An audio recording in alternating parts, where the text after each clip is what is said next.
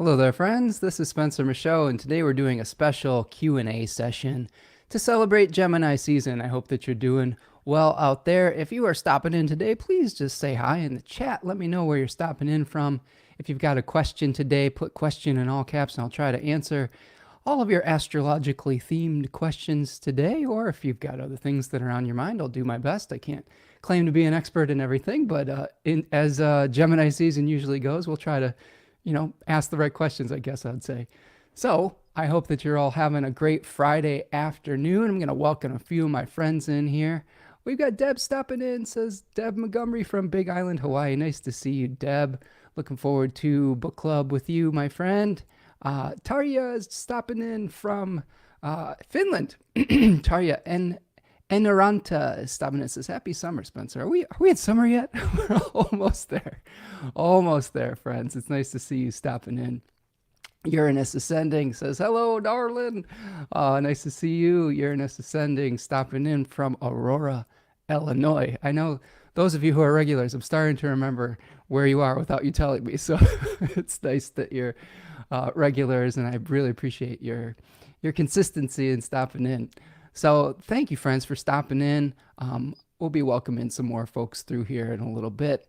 A few announcements before we dive into it. Got a couple things going on today. Let's see. So, of course, if you're new here, I'm Spencer Michaud, and I am a professional astrologer. I do readings in the Hellenistic style, which is a traditional astrology style, incorporating some modern techniques as well. It's a thing I like to call integrative divination. We look at the tarot, we look at the I Ching, we look at the myths and archetypes associated with astrological offerings. So check out my website, spencermichaud.com, and click on the Book Now button if you're needing some extra guidance over this interesting Gemini season that has Saturn in square with all the Gemini planets. I know that can bring us a lot of choices, but we can't always pursue everything. So if you need some help and some guidance through that, click on that Book Now button at spencermichaud.com, and I'll try to do my best to help guide you through it. I also have a book club, a guided group study / book club that is happening and beginning on Monday, this Monday, June the 10th at 2 p.m. Eastern Time. We are going to be diving into this wonderful book called Braiding Sweetgrass by Dr. Robin Wall Kimmerer, Indigenous Wisdom, Scientific Knowledge, and the Teachings of Plants. Amazing book. I'm going to help try to connect some of the themes, the ecological themes within it, the social themes, the themes about getting out in the garden, getting out in the world, sharing with one another. I'm going to try to connect that with the wheel of the year and try to ground that in astrological timing and wisdom. I'm so looking forward to going on that journey with all of you. We're going to be going through this book over the course of 4 months. We're going to try to take our time with it. It's a pretty thick book, and it's got a lot of great stories in it. We're going to be meeting up 8 times over the course of 4 months. We are going to meet Mondays at 2 p.m. Eastern Time, and we're going to have a Discord for discussion. We're going to be discussing the book live online. We're going to look at charts. We're going to look at each other's gardens. We're going to share our experiences and how we connect with nature and with the stars as well, as above, so below. So trying to balance out, being in our heads with being in our bodies and being grounded on the earth. And I think this is a great way to engage with that. So check that out. There is a link pinned to the beginning of this chat on YouTube, or you can look in the description of the video or find it on my Book Now button at spencermichaud.com. I also have payment plans available if you're, on the fence and you're like, oh, I don't know if I can afford it or whatnot. Just reach out, send me an email at spencermichaudastrology@gmail.com, and I'd be happy to work something out for you. Okay, friends. We've had some really great discussions with book clubs in the past. I just really love going and diving into these things with all of you. And Dr. Wall Kimmerer is an incredible author, just a great storyteller, a wonderful scientist, botanist, etc. She is let's see, I'm going to read the back of this because it's such a cool combination of things. As a botanist, Robin Wall Kimmerer has been trained to ask questions of nature with the tools of science. As a member of the citizen Potawatomi Nation, she embraces the notion that plants and animals are our oldest teachers. In Braiding Sweetgrass, Kimmerer brings these lenses of knowledge together to show that the awakening of a wider ecological consciousness requires the acknowledgement and celebration of our reciprocal relationship with the rest of the living world. For only when we can hear the languages of other beings are we capable of understanding the generosity of the earth and learning to give our own gifts in return. Oh, pretty cool. I'm super excited about this. So check that out. Again, it starts this Monday at 2 p.m. So find that in the description of the chat here or on my website. We also have a Gemini season sale that is coming up here or is in progress. If you like the methodology that I use to break down charts, I specifically focus on a technique called the decans, which are the 10-degree subdivisions of the 12 signs of the zodiac. Usually they're just divided into 30 degrees. We look at the 10-degree subdivisions, and I've done a webinar series on these subdivisions called Integrative Divination, the decans of Gemini, the decans of Taurus, etc. I've done one for each sign, going through all 36 decans, and I incorporate the tarot, I incorporate mythological themes, archetypal themes. We talk about some of how the planetary rulers are influencing these particular decans. Each decan has its own planet ruling. So check that out. The decans of Gemini is 20% off right now. Really proud of that series and hope that you will benefit from that process as well. And then I also have a beautiful partner whose name is Tanya Andrews, who is a magical practitioner. She has a magically based business called Third Coast Mojo. You can find her on Etsy at Third Coast Mojo. And we're in the midst of Gemini season, and there's a lot of decisions that need to be made. There's a lot of energy swirling around, and she's got this wonderful product called Master Key, which is based on an election with Mercury in their exaltation in Virgo. So if you need to kind of sort through all of the different pathways, this is a great product to help you through that and to help you to focus. So check that out at Third Coast Mojo on Etsy and help support Tanya's work. And then finally, if you would like to support the work that I'm doing here today, you can purchase a super chat with the little $sign in the YouTube chat, or you can go to buymeacoffee.com and gift the channel with some resources to help keep the lights on, to help purchase new equipment, new books, and help pay my bills so that I can do all the research that I need to do to be of service of you here today. So you can find that at buymeacoffee.com. And I appreciate all the generosity from everybody over the years. So really grateful for this community. Okay, that is what we've got for our announcements here. Just welcoming a few more friends here. Tracy's here. What's up, Tracy? Nice to see you, friend. Hope you're doing well. Hope you're doing well. Faye is here. What's up, Faye? Says hello from hot Phoenix. Oh my goodness. Yeah, you all are experiencing quite a heat wave over there.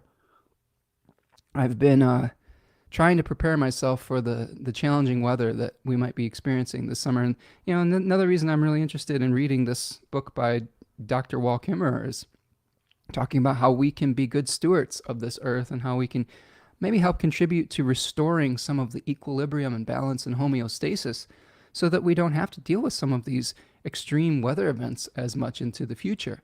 And I think we're at a real important turning point right now, and that's something that I'm very passionate about learning about myself and trying to do my part. Tracy says here from East Greenbush, New York, California grown. Oh, bi-coastal, Tracy. So nice to see you. Jennifer's here, says hello from Michigan. Yay, Gemini season. Nice to see you, Jennifer. Hope you're doing well and that everything's working out for you with your Gemini rising with this huge stellium stack up in your first house. Tom is here. Oh, and he changed his name. Tom, thank you. That's very helpful. Namaste from San Francisco. Hi, Spencer. Hi, all. Nice to see you, Tom. Formerly Mr. Hindsight. It's nice to see you on the chat here today, my friend. All right. So we're going to spend some time together, maybe an hour or two, breaking down your questions. If you have astrological questions about things that are going on in the sky right now, if you have astrological technique questions, if you want to know what's going on in my garden, I'd be happy to help out with that. We can take a look at all sorts of a variety of things. Speaking of the garden, I've been working really hard this week on my pollinator garden. Been seeing some of the fruits of my labor from last fall. We took out a number of feet of turf last year in the front of our house and put in probably about 60 or 70 native pollinator plugs, very small plants. And we're seeing, this is the first season that they're growing into their fullest form. And it's really, really interesting to see, really cool. I have some Rebecca, aka Black-Eyed Susan, that is exhibiting some signs of what is it called? Fascia. What is? I'm trying to remember this. It's where the stems become flat, fasciated. So we've got these fasciated, interesting, fasciated Black-Eyed Susans. Really unique. I was kind of wondering what was going on with it, and it's sort of like a little. Mm, I don't know if it's from like a disease from the plant, but it creates these really interesting misshapen flowers that are beautiful in their own right, right? So enjoying that, and I'm clearing out more space in the back of my yard. We just went to the native plant sale and picked up 70 more plants to put in the ground. So I'm feeling the pressure of trying to take care of all these little plant babies that I adopted and make sure that I'm getting them out of these tiny pots and into the ground so that they can flourish. So that's kind of been on my radar. How are things going with all of you and your connections with nature? And we also had a neighborhood garage sale recently where I got to meet a few of my really cool neighbors. So I'm really excited about that. And if any of my neighbors are listening today, hello to all of you. And it was very nice hanging out with you. And yeah, it's just been a lot going on here in true Gemini season. A couple more friends stopping in. Robin is here. What's up, Robin? Says hi, Spencer and gang. Hello from Healdsburg, California. It's been boiling hot here in California. Yeah, we are seeing climate change in real time. We still have Uranus in the third decan of Taurus, which talks a lot about humility in the face of nature and having to be innovative to come up with new solutions to some of the challenges that we're dealing with as a collective, especially in regards to the natural world. So I hope all of you are staying safe out in the West Coast. And I hope that we're all able to start banding together to find solutions to some of these changes that are happening within our environments. Jennifer says, would love to talk about how the Saturn squares Gemini energies. Saturn, by the way, is my Jupiter 12th degree, in Moon 19 degrees. I might need some more clarity on that, Jennifer, but I can definitely talk about the Saturn square to the Gemini planets today. I've already been experiencing some manifestations of that myself. So I think that we'll go through it. I mean, the long story short, Saturn is in the overcoming square, which means that it's sort of in a powerful position in relationship to the Gemini planets. And it is exerting its slowing down energy to all of the Gemini planets that want to play, that want to explore, that want to move very quickly. Mercury is a planet, and Mercury rules Gemini, that wants to move very quickly. And Saturn is a planet that wants to move very slowly and says, have you considered this? Have you considered this? Have you considered the ramifications and the consequences of these actions? So we're really seeing how to fit our exploratory energies and impulses in with finding greater meaning in the big picture. And there's going to be some things that we have to surrender to. Saturn is in a sign that asks us to surrender to some of the emotions, whether they're collective or personal, and to be able to see how it fits into the grand scheme or the vision that we may have for our life. Jennifer is loving this cold, windy weather. Yeah. So all of you West Coasters here in the Midwest, and I'm sure we'll have our turn at this, but it's about 68 degrees right now, and it's been pretty cool the last couple days, but we had our temperatures in the 80s before that, but we've had a little bit of a cold snap here. What we have been having in the Midwest that is a little bit unnerving is tornadoes that have been popping up without any warning. We had a tornado in my area of Michigan recently, yesterday I think, that just popped up with no warning from the system. It was from a cell of scattered thunderstorms, and a tornado just popped up, and somebody lost their life with that. So it's seeing a lot of changes in the weather that I think need to be very cognizant of. Devin is here, says, good morning. Should see the new moon tonight for just a glimpse. The first visible aspect is worth Saturn. What do you think about that trine? Yeah, we can take a look at that too. I'm excited about that trine to Saturn. Let's see. Just checking. Okay. So let me bring the chart up, and I'll try to answer both Jennifer and Devin's questions here in the same breath, I guess. So you can see I've got the clock of the moment on our chart here.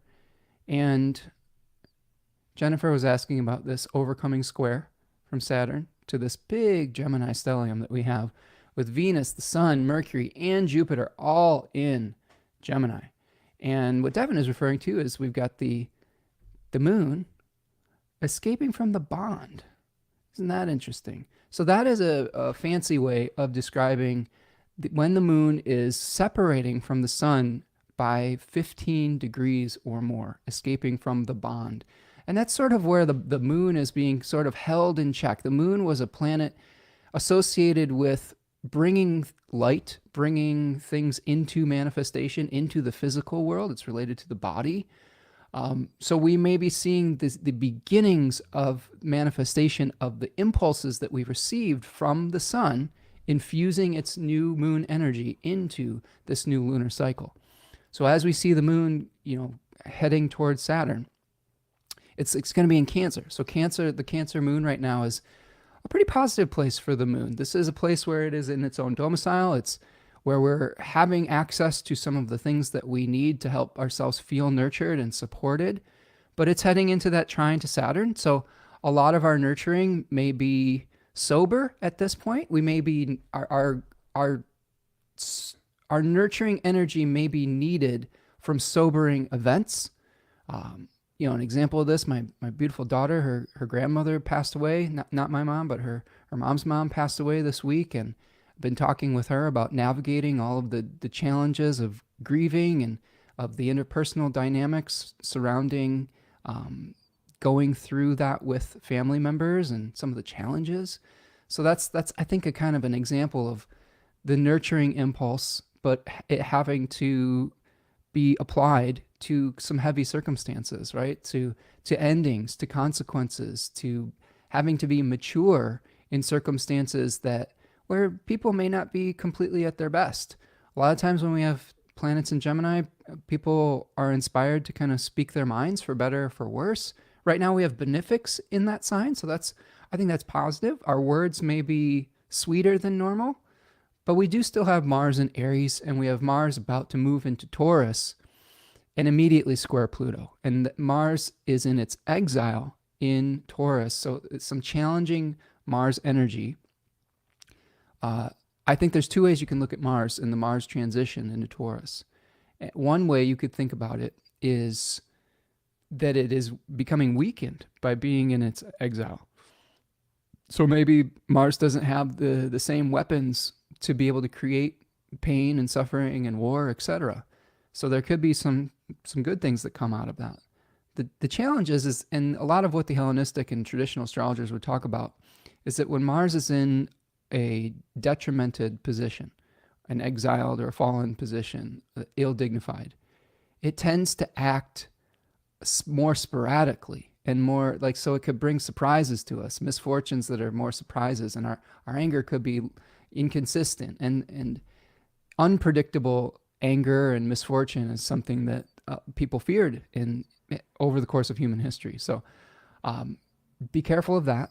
And there could be some things that are happening in the collective in the next few weeks or days really ahead over this weekend and into the beginning of the week that expose some of the corruption in our systems, but also probably may make us a little bit antsy about our resources. First decan of Taurus is related to planning for the future, and there is some thematic material in Taurus 1 about feeling fear around not having enough.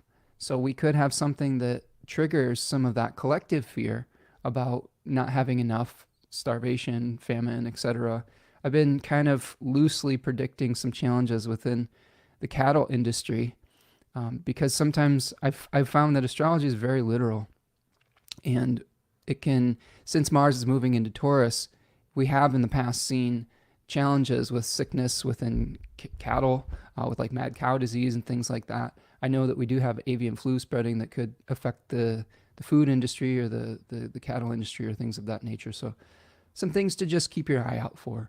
But as far as just this aspect, Devin, I think our nurturing is needed in heavy spaces. And I think that we are up to the task to take care of each other, or I hope so. I hope that we are. Let's see. I'm going back in time here. Deb says, I have a late stage disease, process and tender, so I make my own medicine. Oh my goodness, Deborah, I'm so sorry to hear that, and I hope that you are finding the nurturing and healing that will help get you through this process. So we're just sending you our love and care in this process as well, and it's nice to be able to find that self care as well. Tom says my email's down, the website is down, one headlight in my car just failed. Oh my goodness! So you're trying to drive it home like the Wallflowers with one headlight, right? If you're familiar with that song, it's sort of about grieving. So I think that it's bringing those themes of grief and those themes of challenges. We had a car issue the other day too. Tanya found a nail in one of our front tires, and we took it over to the tire place, and they were like, hey, you probably need to replace these tires. So a minor inconvenience turned into somewhat of a large expense, but that's to be expected. I learned a long time ago that tires are one of those things that can catch you by surprise, and you're like, oh, I don't know if I have $400 to just drop on that, but I've started budgeting for that, and it's made a huge difference. So where I know that I might need tires every 2 years, it's a predictable expense. But I'm sorry to hear that you're going through some of those challenges, Tom. Deb says, I have a medicinal garden. Oh, that's nice. I think we're trying to do a little bit of that here and grow some medicinal herbs as well as some of the native pollinator plants. We actually have some sweetgrass growing right now in the garden, so that's pretty cool. And Tanya has a lot of herbs related to her magical practice and offerings as well, so it's very cool. Faye says, feeling the breaks of Saturn, squaring my natal Jupiter and Gemini. Ugh. Yeah, I hear that. I was just having a conversation with my daughter about trying to balance all of the different competing interests in her life right now, trying to navigate, a funeral. A lot of times we just, things like funerals coming up and memorials really are huge disruptive influences in our regularly scheduled lives. And trying to fit in what we had planned before when things like this come up, it's difficult. And sometimes you just can't do everything. And that was part of the conversation she and I had today was sometimes you just have to make a choice, and that's okay, and people will understand. And I think that was a very poignant example of Saturn's influence in saying, there's multiple directions that we want to go, but Saturn says, well, no, there's an emotional issue that needs to be attended to, and that there is a binding to, Saturn is a binding type of agent or planet. And often it's through consequences and endings.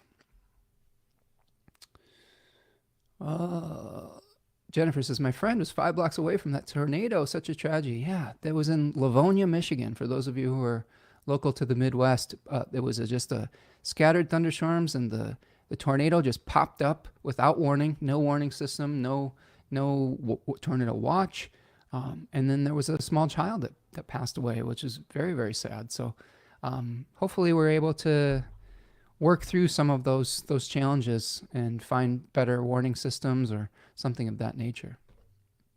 Tom is talking about the planting of the seed with the new moon. Yes, been doing a lot of that in my my personal life here, Tom. But also trying to pace myself. I've had in the past a tendency to want to do, when I get really excited about something, I want to do it without stopping.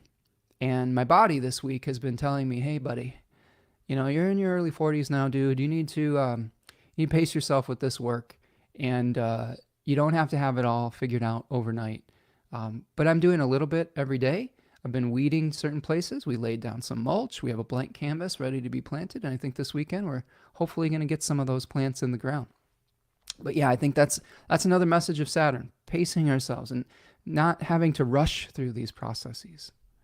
Tracy says, so sorry for your daughter, Spencer. Yeah, thank you, Tracy. And it's a tough thing to lose a grandparent, and again, to navigate some of those interpersonal challenges that come along with that. It's when people are grieving, sometimes we're not always at our best when we're grieving, and having to be supportive while going through your own grief process is a lot to juggle.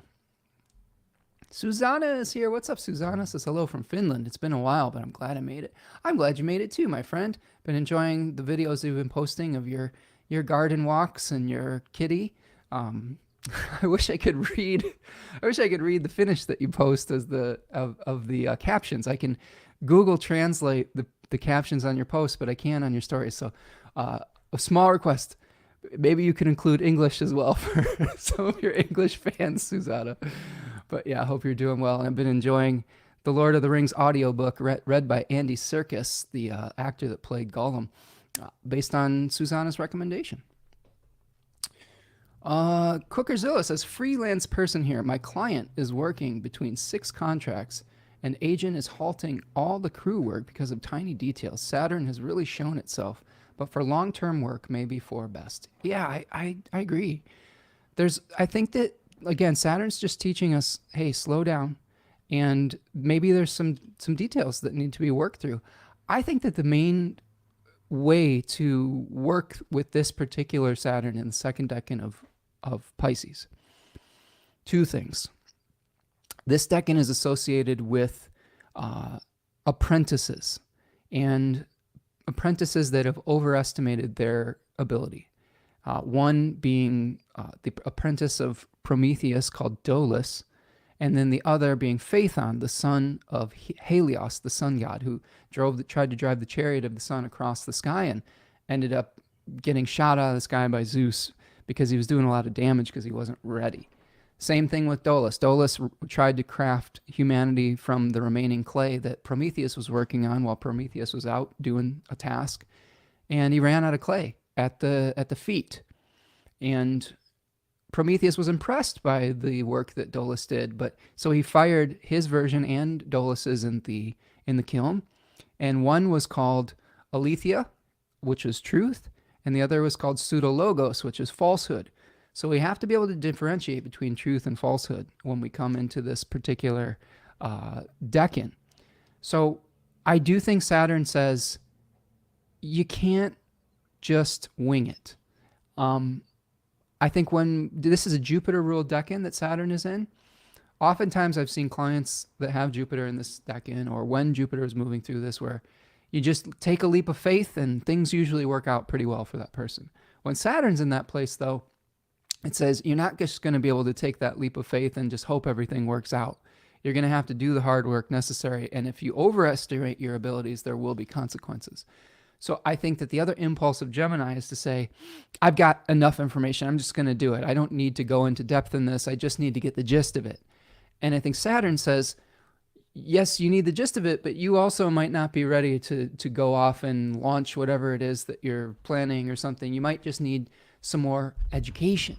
And that really works well with the new moon being on the fixed star Rigel at 16 degrees of Gemini that we just experienced, which is all about stepping that first step into the river of knowledge, the river of humility, and going from the journey of being Orion, the arrogant hunter, to being Hercules, the kneeling one in the sky. Hercules, the constellation of Hercules appears to be kneeling, and he is kneeling because he is humbling himself in the face of many trials that he was challenged by his mother Hera, or his stepmom, I guess you could say.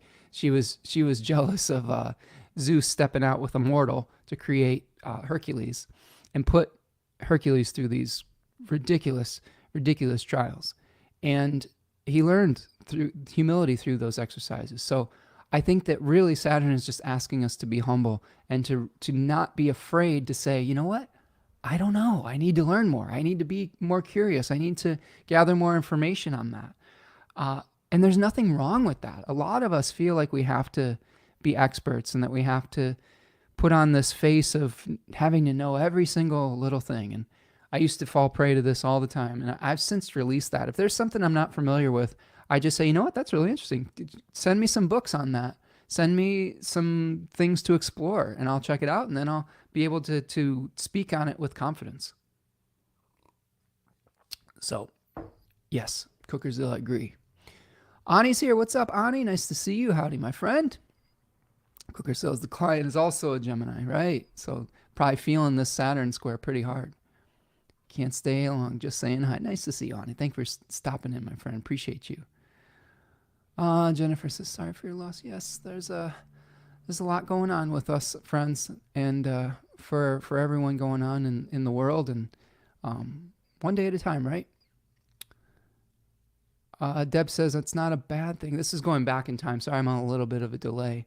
It says I'm growing up with I believe we're talking about chronic illness. So I'm glad to hear that, Deb, that it's helping to shape your character. We can't always choose all of the types of events that we have in our life, but sometimes we can shape our character from those events and keep learning from it as we move forward. All right. Robin says, I love that song so much. One Headlight by the Wallflowers. It's a great tune. They were sort of I don't know if they were one hit wonder. They had a few hits, but that was definitely, it was omnipresent in the mid 90s when I was in high school. And you could hear it all over the place. And it's a pretty deep song. That's written by Bob Dylan's son, Jacob Dylan, and the Wallflowers. Jennifer says, after the last storm, we had a beautiful double rainbow. Yes. I haven't posted this on my stories yet, but I have a picture of Tanya standing under that rainbow. And it's a nice picture. We saw that here in Ypsilanti as well. Susanna says, I promise to translate from now on. At least I try to remember. Yeah, no worries, Susanna. I know it's a lot. I mean, we're asking you to like say, oh, well, do this for us in this completely different language too. And it's more than we offer as, English speakers for sure. But yeah, I just really love seeing what you're up to. And I would love to be able to hear your thoughts and be able to see what they are as well. Devin says Saturn is the anchor to keep the Gemini hot air balloon grounded. Ooh, I like that. I like that, Devin. I don't think it necessarily has to be painful. I think that just like we have things that create healthy boundaries within our lives, Saturn is just allowing us to go through the process. I think it is encouraging us to not rush into things. There was a time, here's another example of this, Devin. When I got all those plants on Saturday, I almost immediately wanted to get them all in the ground. I just feel the pressure of responsibility to those lives that I've taken into my care. And there was more preparation that needed to be done to the land. There was more weeds that needed to be pulled. There was more mulch that needed to be laid down. There was just more planning that needed to happen before I could go through with the process.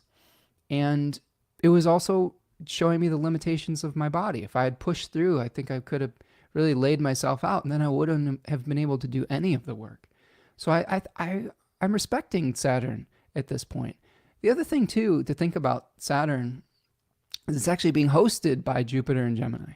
So there is, I think, somewhat of a positive communication between them. Even though Saturn is giving us limitations, Jupiter is in Gemini asking us to explore and gather information and things of that nature. So I think as long as we maintain our curiosity and allow the process, surrender to these processes while we're gaining information, I think we're going to be okay for the most part. And again, the other thing I would say is I would highly advise against spreading yourself too thin and overcommitting. I think that's the other thing I've been talking to a lot of clients about. Taria has a question. What do you think about the moon in a solar return chart as old or new moon, and what does that tell you about the year? Is this a big deal or not? Well, I think big deals are relative, but it's definitely something that I look at when I'm looking at a solar return chart. So let's say I'll use myself as an example, or I could use you as an example if you want to quickly put your,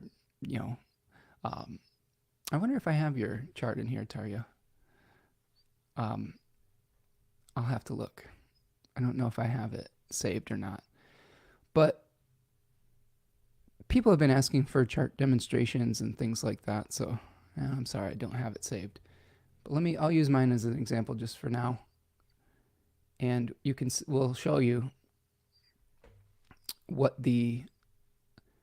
how the phase of the moon might be playing out. Okay.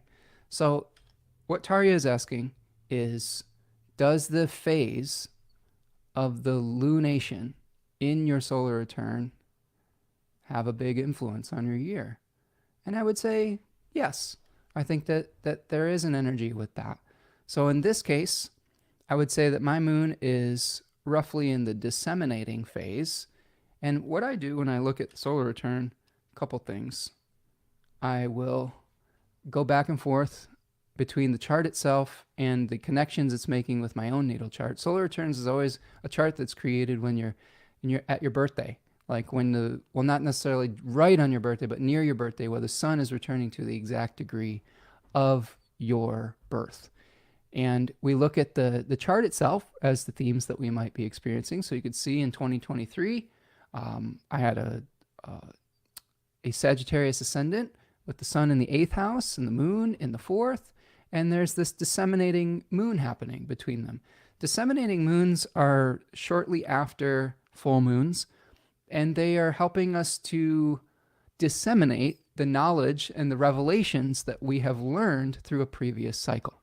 So if we were just looking at my chart here, you could say that this past year, I am in a process of disseminating information or disseminating awarenesses, but probably in a way that is more related to my private life, right? To things that are hidden, because the 8th house does not aspect the ascendant, but the 4th house is sort of that hidden place under the ascendant, under the horizon, that is a hidden place.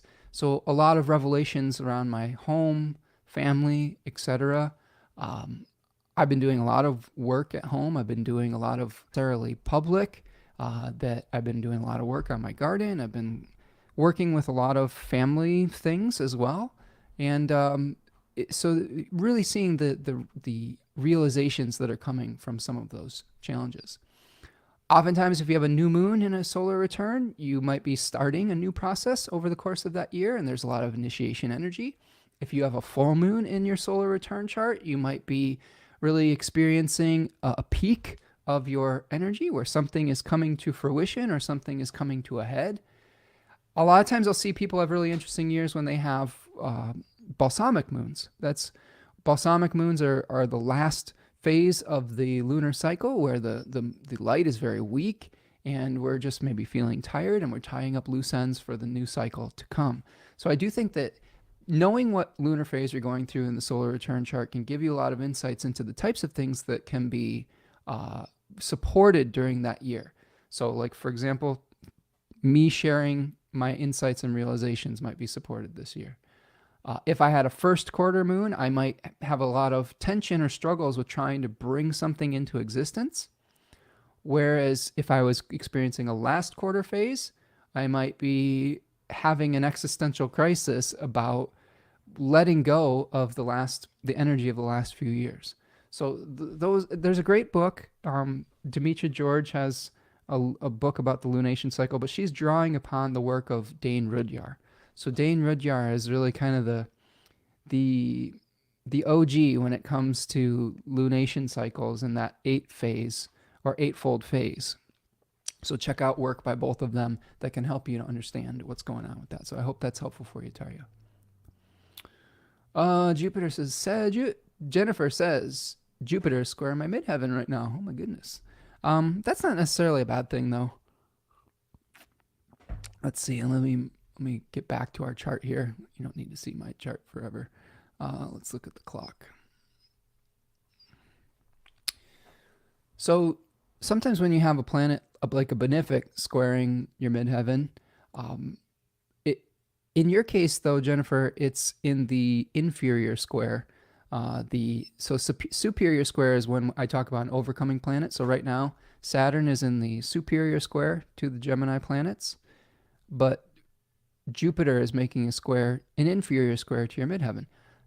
I don't think that's necessarily always bad. The one thing that I've learned about through Hellenistic astrology is that squares with benefics may feel a little bit overwhelming, but often are bringing good fortune, especially if the benefic planet is in the overcoming square. So one of the things, Jennifer, to keep in mind is even though Jupiter is in the inferior square to your midheaven, it's in the superior overcoming square to your IC, because those 2 points, your lower midheaven, are always directly opposite one another.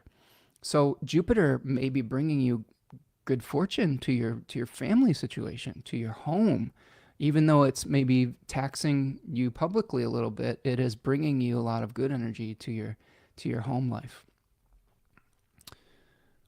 Devin says, do you feel like planets are now in your fourth, fifth, or do you feel like the planets are now in your fourth, fifth, or seventh house?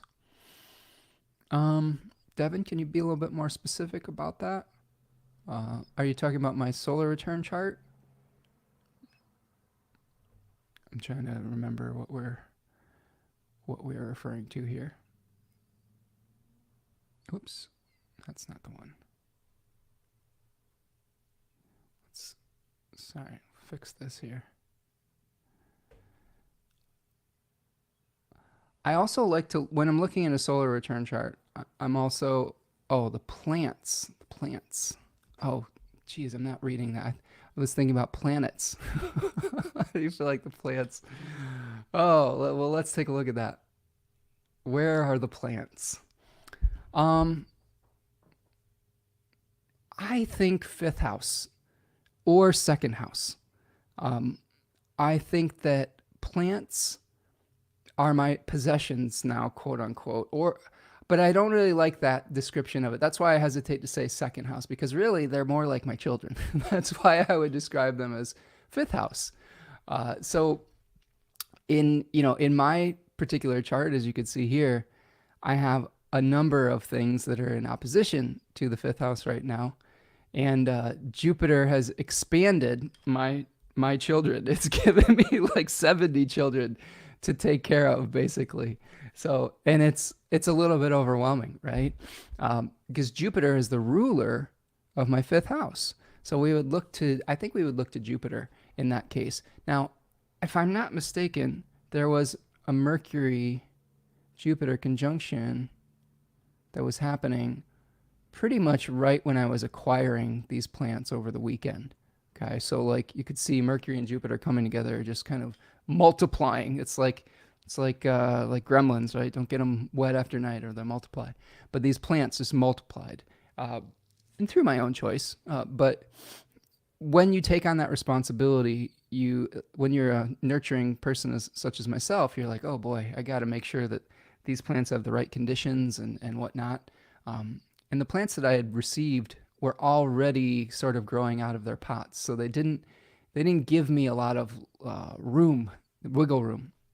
So I would say in this case fifth, but you could make an argument for second house depending on how you view them.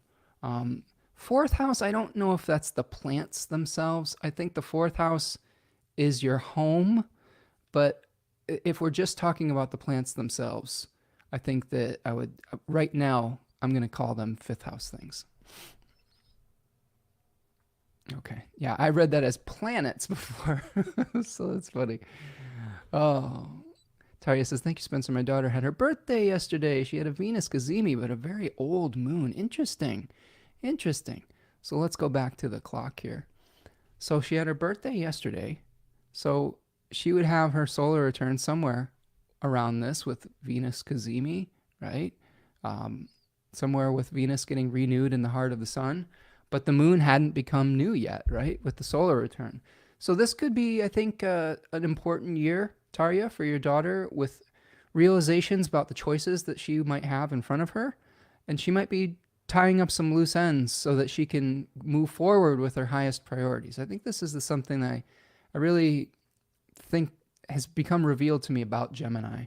Is it's not just endless exploration. It's exploration so that you can make a choice and then start infusing your love, energy, power, attention into your highest priority from the transition from Gemini to Cancer.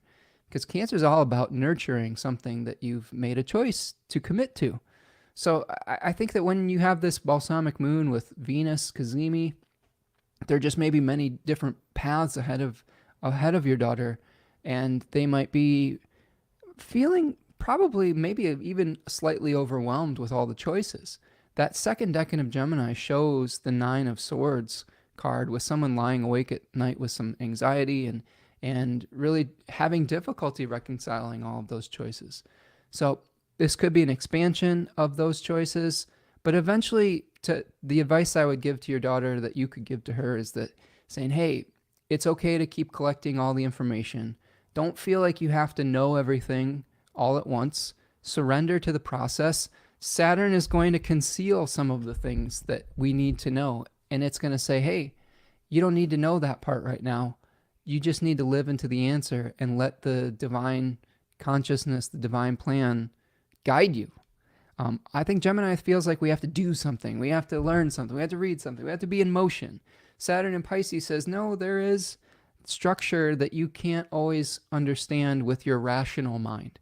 You have to feel it with your heart, with your gut, with your intuition. And sometimes you just have to allow that process to play out. So that, I think, is probably part of their journey moving ahead. Jennifer says their daughter and granddaughter were just here from Florida for 2 weeks and had a most awesome time. Oh, that's good. That's good. I'm glad to hear that, Jennifer. And that's related to Jupiter and the overcoming square to your IC being a positive experience, right? This is missing them so much now, going back to old habits like eating late at night. So trying to overcome that. Oh, goodness. I'm sorry, Jennifer. Yeah, I know that can be tough when we start connecting with friends and family again, and then we're going back to the conditions where we might have been feeling lonely or something like that. The same day that I was at the plant sale, first of all, the plant sale was huge. I was both excited to see how crowded it was and then horrified because I have a little bit of social anxiety since the pandemic started, and I'm still trying to work my way back into being a part of getting together in larger groups of people. But what I will say is I was excited that native plants and pollinators were so popular, and that people were so excited to get their hands on these really needed plants to help create habitat for the birds and the bees and the animals, etc., so that we can have what Tolkien would call a eucatastrophe, a good catastrophe, an oasis for these animals and plants that are in danger because of a habitat loss. And we can help them out by just doing that in our own backyards. And this is something they talk about braiding sweetgrass as well. And I'm hoping that all of you will join me for that. But yeah, the same day of this plant sale, there was that neighborhood garage sale I was telling you about. And it was overwhelming getting to see all the neighbors. And it was awesome because my partner and I take walks in the neighborhood all the time. And it's tough connecting just when you're going out on a walk by yourself or with a partner. But everybody was out on their lawns, and I got to meet people from the houses they usually walk by each day. And then we went out for a walk yesterday, and it was later at night, and the neighborhood was really quiet, and like it wasn't very inhabited, and it was shocking. You know, I've been working so much in my garden that I hadn't taken a walk around the neighborhood since the garage sale. And it was a little lonely, and I kind of missed seeing all the people out and being able to talk with them. So things go in cycles. Things go in waves. And sometimes there will be times where we have people with us and we have to appreciate and have gratitude for those times. And other times there will be times when we don't have as much of that connection. And in those times we have to find that type of love within. I think that's really the key. Is how do we take care of ourselves and give ourselves the same nurturing that we want to give to others, that we're projecting onto others as well. We can project good things onto others as well as bad things. I, for one, am someone who needs a lot of alone time, but everyone has their limits with alone time. And I think having a healthy balance with that can be really, really, enlightening and help you through those challenging times. Devin says, I like your plant children, especially with Venus ruling the general vegetation of the world and your 10th house exalted moon in Taurus. Oh, thanks, Devin. I am somebody who needs to take care of something, whether it be animal, human, or plant.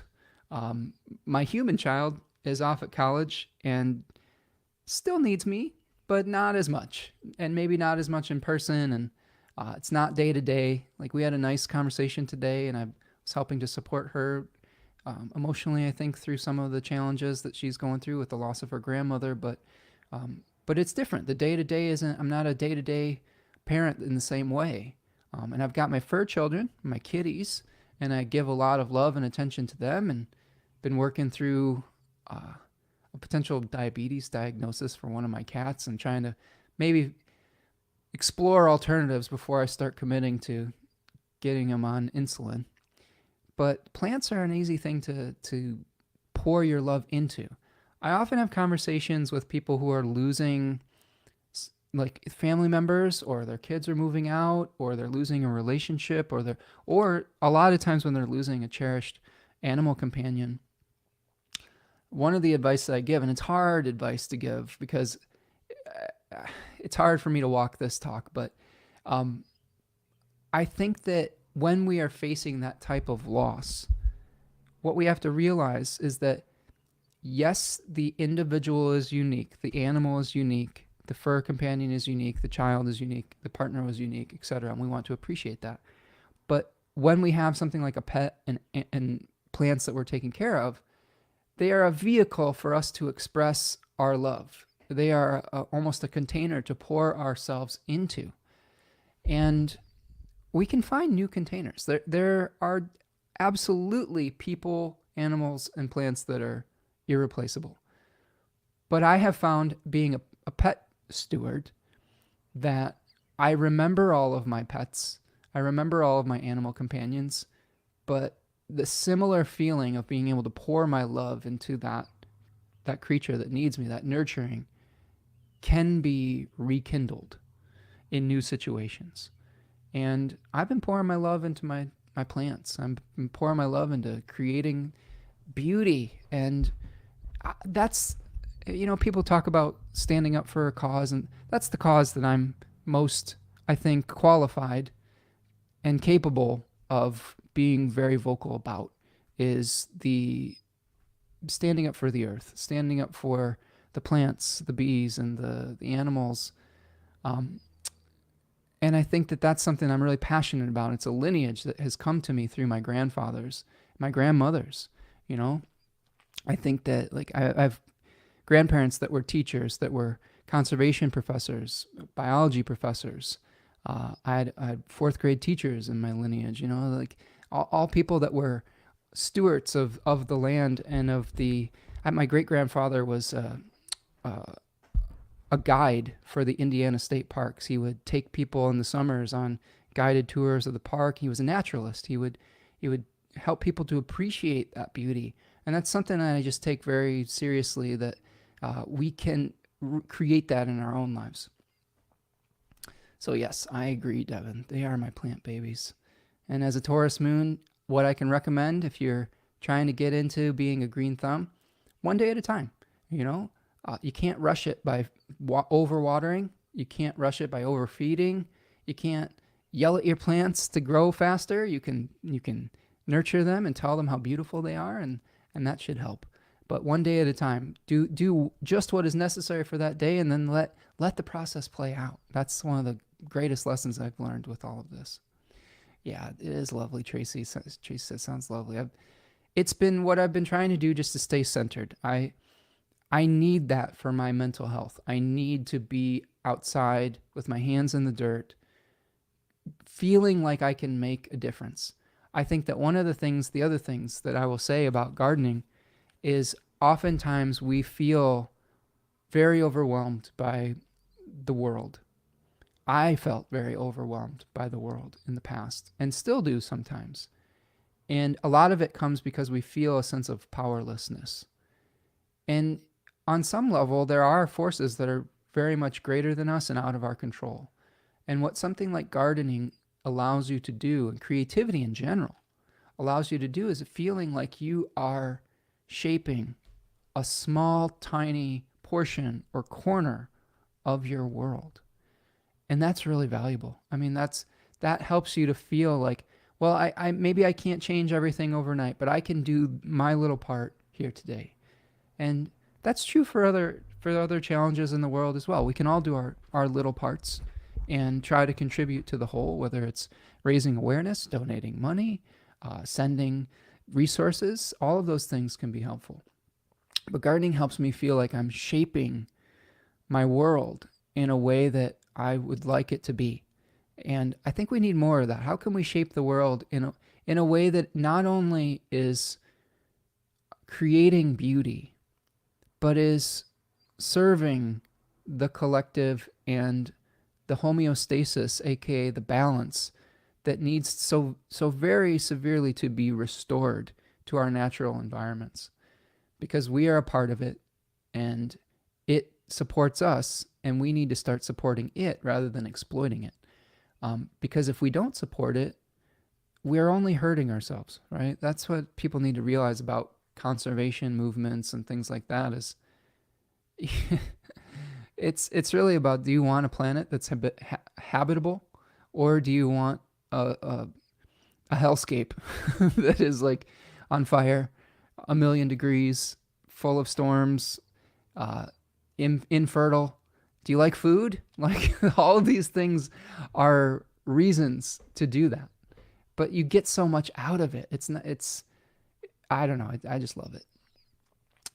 Jennifer says, yes, listen to a coworker who was going through a hard time and felt I needed to give her a hug. So I did something I don't normally do. Oh, that's awesome. Yeah, it's good for both of you, Jennifer says. Yes. Yes, sometimes we just need to, there's not much we can say. Sometimes we just need to hold each other. And that was challenged during the last few years for sure, but there is something special about that energy exchange. So getting that nurturing energy and being able to express that. Oftentimes we have, and I've been guilty of this. I've been guilty of like immediately jumping to offering a solution. Blame my Virgo planets, but I like fixing things. I like trying to provide advice and things like that. And there's certain situations where that was not the correct response. Sometimes the correct response was just being with somebody and hearing them and witnessing them. So that's a great service that we can do for each other, is just witnessing them as well. Yeah, absolutely. Jennifer says, where is your series? Isn't that asteroid about growing? Where is my series? I don't think I have it listed on the chart, but I can look real quick. Or where is series right now? That would be interesting to see. So there I can add in series. Series is in Capricorn at the moment. Interesting. It's kind of opposite my sun. And I have series in Gemini. So all of this new moon is, that's interesting. The new moon is very, very close to my series at 18 degrees of Gemini. So makes perfect sense that I'm working the land right now with this huge stack of moving over top of it, right? It's pretty fascinating. You can see like right now Venus is on my series and the sun, and I'm about to put 70 plants in the ground. Ceres, also another name for Demeter, was the goddess of the grain, goddess of the harvest. You know, she was, of course, the story goes is that she lost her daughter Persephone, which is related to the growth and return of spring, and she went into mourning at the winter time, but then she was allowed to be together with Persephone for a portion of the year eventually, and then her fertility came and bloomed on the earth. So cycles of both growth and harvest associated with it. Yeah, that's a good catch there, Jennifer. Susanna says, good Pluto aspects also help gardening, especially to the moon. Yeah, that seems to, we had a Jupiter-Pluto conjunction that was happening as well, right? That was going on just as I was gaining plants last weekend. Jupiter was trining Pluto almost exactly. So yeah, I can be down with that. Awesomeness, Jennifer says. Okay. All right, how y'all doing? Let's do this. Do me a huge favor, friends. Let's take a stretch break. And if you have any more questions, feel free to put them in the chat box. Helps me out if you put question in all caps in front of it, but I'll still see it even if you don't. Take this opportunity. If the easiest thing you can do to help me out today is like this video. Help us reach more people. Help us with the algorithmic gods to please their digital binary desires. And subscribe to the channel if you're new. We do a live stream pretty much every week here, where we talk about new and full moons and the astrology of the month. We talk about gardening, we talk about sports, we talk about our lives, our pets, etc. It's hopefully a nurturing space for you. where everybody is allowed to be themselves, and kindness is the order of the day. We try to be kind to one another, and hopefully that is it's a nice oasis for you. Okay, let me check in here. Devin says Persephone ran away with bad boy Pluto, aka Hades, right? And curses made the world pay for it. Oh my goodness, yes, that is funny. Yeah, like Persephone eventually. There are multiple versions of that myth, right, Devin? Where there is a more of a feminist version of it, where we see Persephone choosing to go into the underworld and become Hades or Pluto's bride. And eventually she goes from the maiden phase, which for those of you who are reading ancient texts, they describe Persephone the maiden as Kore, and Kore. And eventually she becomes queen of the underworld. So the Persephone story is one of changing from the maiden to the queen phase, and then eventually, like, you've got crone phase. There's some schools of thought is that Persephone is the maiden version of Demeter herself. Okay, so like the different phases of the moon, the new moon may be related to the maiden Persephone, the full moon maybe the queen. And then you've got that waning moon, that balsamic moon, maybe related more to Demeter, etc. But there's all sorts of different ways and perspectives we can look at it. This is a funny comment. Don says, I always think of Hades Persephone as Heart's magic man. That's funny. Oh, yeah. Remember that song by heart. Like, try to understand. Try to understand. Try to understand. He's a magic man, right? With the singer imploring mother or something that she should be able to run away with this bad boy, right? Devin says, in Babylon, the queen captures Pluto or Nergal. Yeah, I have a few books on Babylonian astrology and mythology. Haven't had as much time as I'd want to dive into those myths. I'm more familiar with the Inanna myth, which a lot of people have been talking about with Venus. And I've got a good friend, astrologer friend, Shu Yap, that does some really great work with that. So you could check out some talks that she has online. She's an Australian astrologer and a good friend. But the Inanna myth is sort of synonymous with the Venus star point that people have been mentioning. Someone mentioned it on a chat last week, and I admittedly don't have as much experience with that particular technique, but I kind of went and did a little bit of cursory research about it and talking about the different parts of Venus related to the Inanna myth.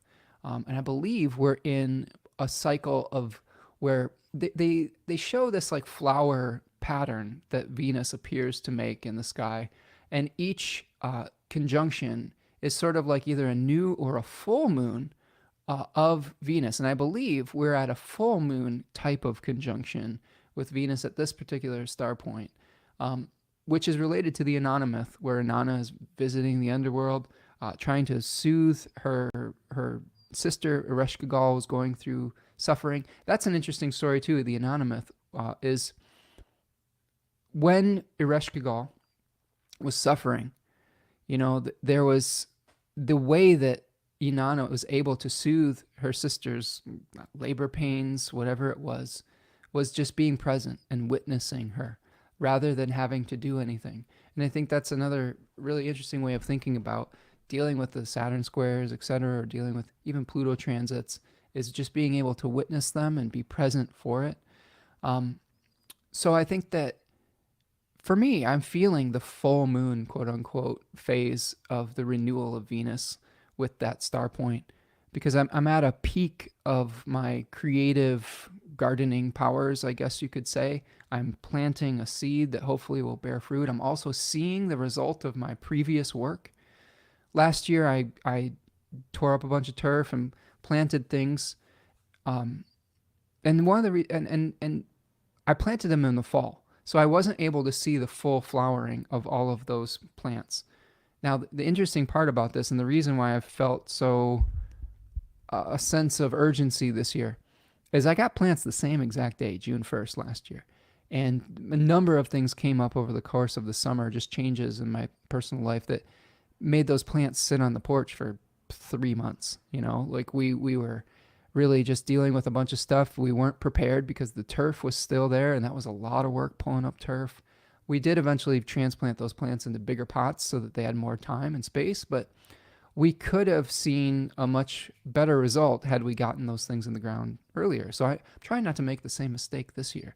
I did a lot of prep before I even got the plants to make sure that I was able to put them in the ground within a week or so. Oh, what else, friends? What else? So, a couple things. So, we've been talking about that new moon in Gemini. We've got a big Gemini stellium. We've been mentioning the Venus cazimi with people's charts, with solar return charts, with the journey of Inanna into the underworld, and the kind of full moon phase, quote unquote, of Venus in the conjunction with I believe this is the superior conjunction of the sun. We had that new moon squared Saturn that we've been breaking down. Couple things in the week ahead. We have Venus making a square to Saturn. I'll just kind of go through maybe a little bit of the transits for the week ahead. I've gone through this in depth with my month ahead, but if you have questions, put them in the chat. I'd be happy to answer questions, but can hopefully guide you through some of these transits here. Like let's go forward, and so you can see the Venus making the exact square to Saturn here. So there might be another area of our life that's slowing us down, but particularly related to Venusian things. Really take a look not only at the Gemini area of your chart, but I want you to look at the topics that both Taurus and Libra rule as well, where we could be running into some disappointments. We could be running into some limitations. We could be running into a slowing down process as Venus is hitting Saturn. Okay. The same day, Jupiter is going to be emerging as the morning star at 3 degrees of Gemini. So this is an important Hellenistic technique that I find very useful. This is called a moment of phasis. So phasis, this is something I learned from Robert Schmidt, who is, of course, one of the creators of Project Hindsight, translators of ancient traditional texts. And this is related to an omen that is speaking very loudly. So Jupiter will become visible in the morning on the eastern horizon. And that can be a moment where we're starting to see the Jupiterian influence in our life from the previous conjunction.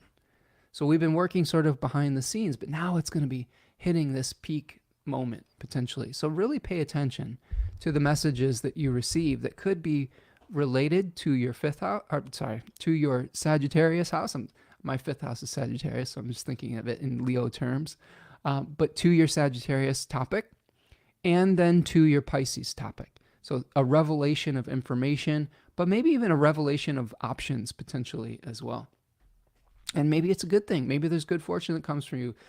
The Jupiter is going to be in its own decan. Okay, it has rulership by face, so we're able to create a lot of our own good fortune with Jupiter in this particular face. Planets in their own decans. Guido Bonatti talked about it as a person who is in a foreign land but is able to make their way and make good fortune through their own efforts.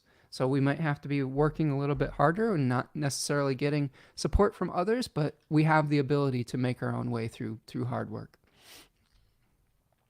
We've talked about a little bit the elephant in the room here with Mars ingressing into Taurus, but that happens on the 9th.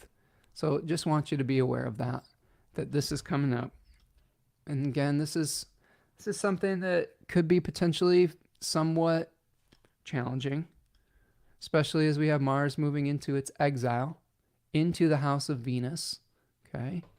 And then making that immediate square to Pluto. Mars-Pluto aspects, I would say, the word that I like to describe those is volcanic. Maybe there is some volcanic activity in the world, but it's Pluto, of course. Hades was the lord of the underworld. So we are seeing something erupting from a hidden place, right? So we have hidden corruption often with Pluto transits. In my personal opinion, with Pluto in Aquarius, there's two things that come to mind with that. We see Pluto in Aquarius related to refugees. And we, of course, have been having the challenges in the Middle East with people who are trying to just survive, civilians that are trying to survive a horrific war and trying to figure out where to go, which is very difficult at this point in time. We have also Pluto in Aquarius revealing some of the hidden challenges potentially of technology, and specifically, I think, of artificial intelligence. I've been seeing a lot of backlash about artificial intelligence and kind of how the ethics behind it. And we've talked about that a little bit on this channel. I have to be careful about how I talk about that particular issue so that the algorithm itself doesn't throttle me down. Which honestly, the traffic has been a little bit less in the last few weeks. So I am curious if that is something that is a reality. When you criticize the technology that the platform that you stream through is heavily invested in, that's not something that they generally enjoy promoting. So we'll see how we can navigate that. But an exposure of corruption through some kind of misfortune potentially with Mars, being squared to Pluto. Yeah, Devin is pointing out Jupiter emerges from the helm of the sun, new insights and inspirations from maybe a fresh lens on the laws. Yeah, we were talking about that with the Jupiter transit and the omen that's speaking, the moment of phasis. Tarya says, great Jupiter is squaring the sun of my chart at the phasis. Ooh, interesting. So that should be an interesting experience for you, Tarya. I would say that is it Pisces? Is it squaring your Pisces sun or Virgo sun? I think you're Pisces, but I'm trying to remember. I mean, I think this is for a lot of us who are maybe, I'm going to go with Pisces because that's what I seem to be remembering, but correct me if I'm wrong. I think that for many of us, the Jupiter Gemini experience just sees everything splintering our attention in a lot of different directions and feeling like we have to move quicker than we might like. I'm here to tell you that you don't have to. Yeah, Pisces, I was remembering it correctly. Okay, good. I think for the Pisceans, there's a lot of mental energy. There's a lot of discussion. There's a lot of voices that are becoming louder. And oftentimes Pisces wants to retreat into the emotional waters of connecting with the all that is, right? And I think with Saturn there, it's okay to slow down. Whatever is feeling imminent can wait.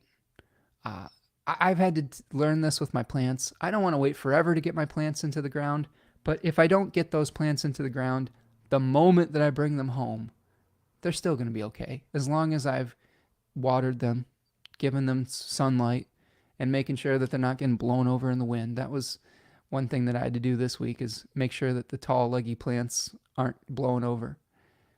They should be fine, right? You have a little bit more time and space than I think the Gemini planets would like us to believe.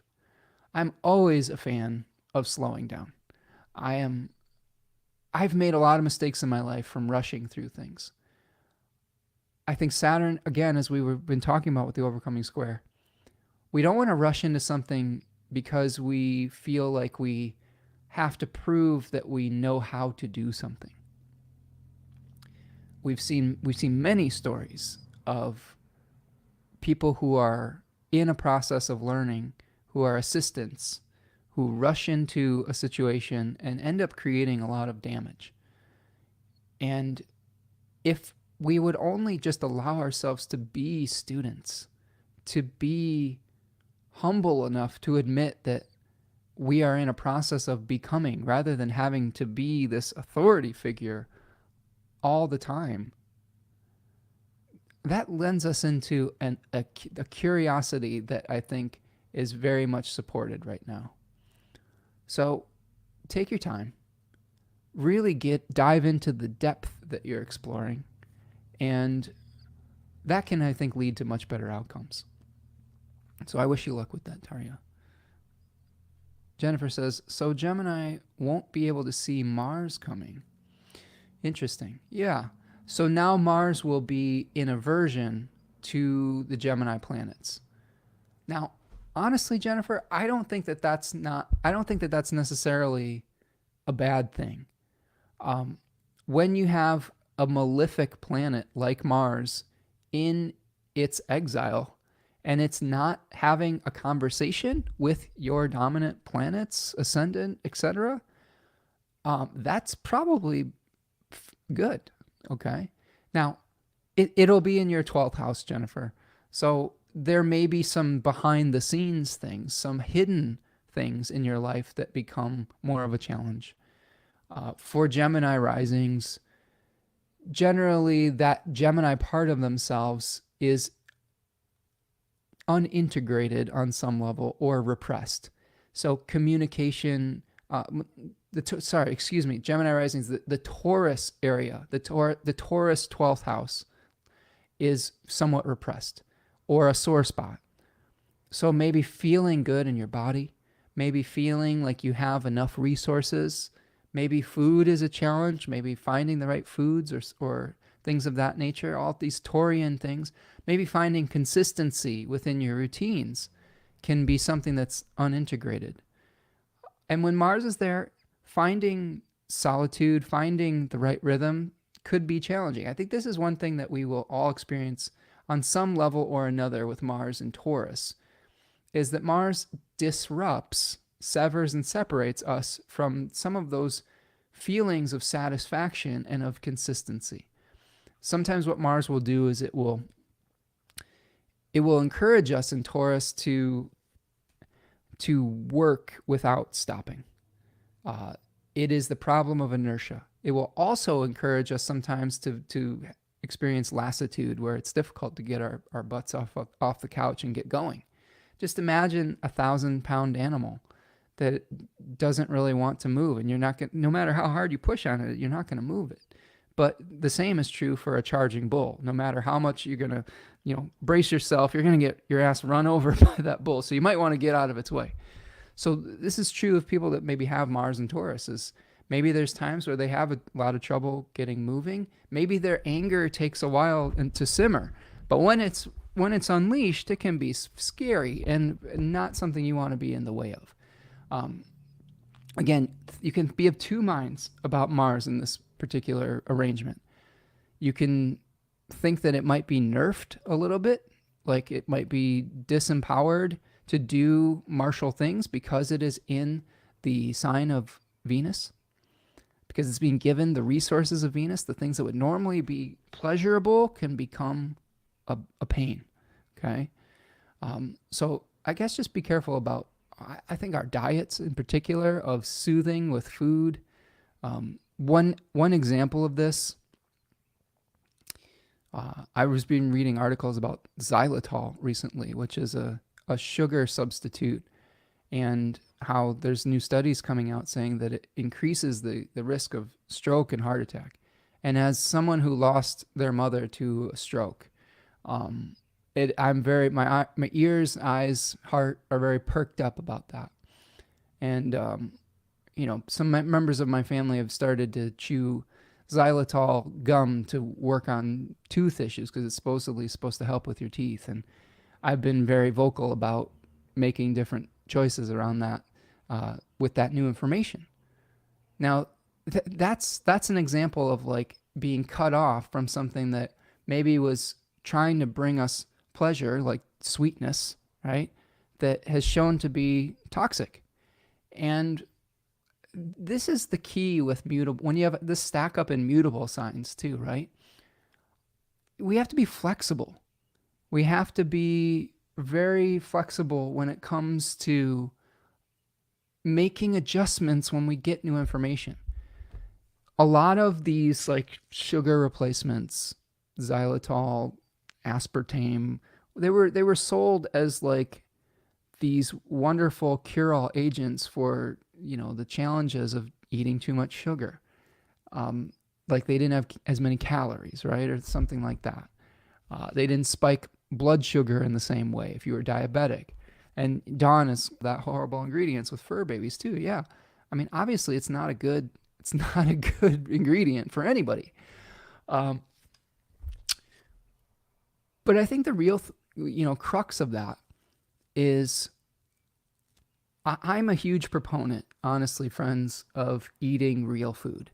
I I've tried to eliminate as much processed food from my diet as possible. And at the end of the day, sugar is very much of it is very refined and processed. And I'm here to tell you, this is for the xylitol thing in particular.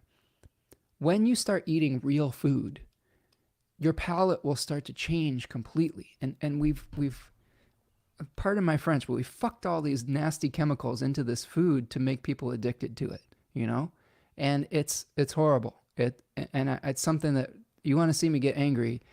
Talk to me about the commercial food industry. But I think that at the end of the day, the earth provides what we need. And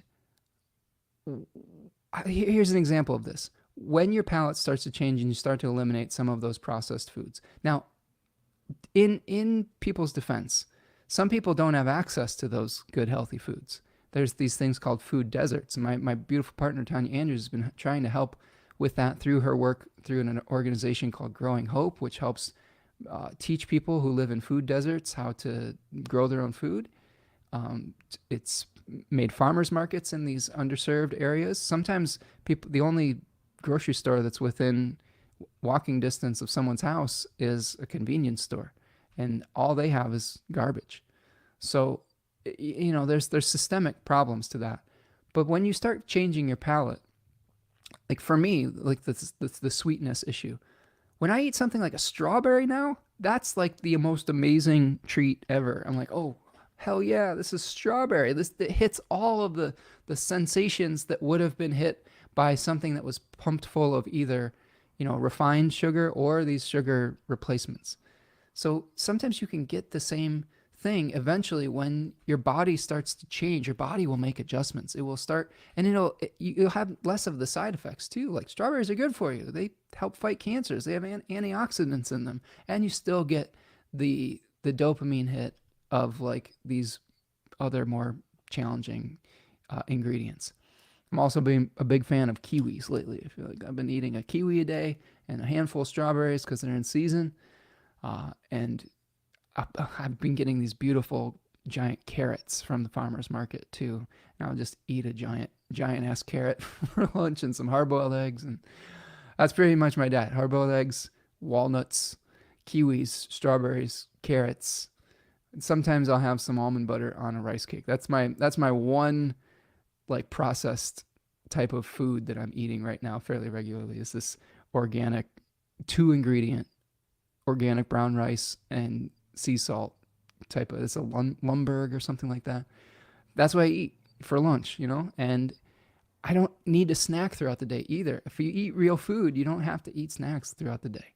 So to me, the issue with all of those artificial things that we might see as challenges through Mars and Taurus, right?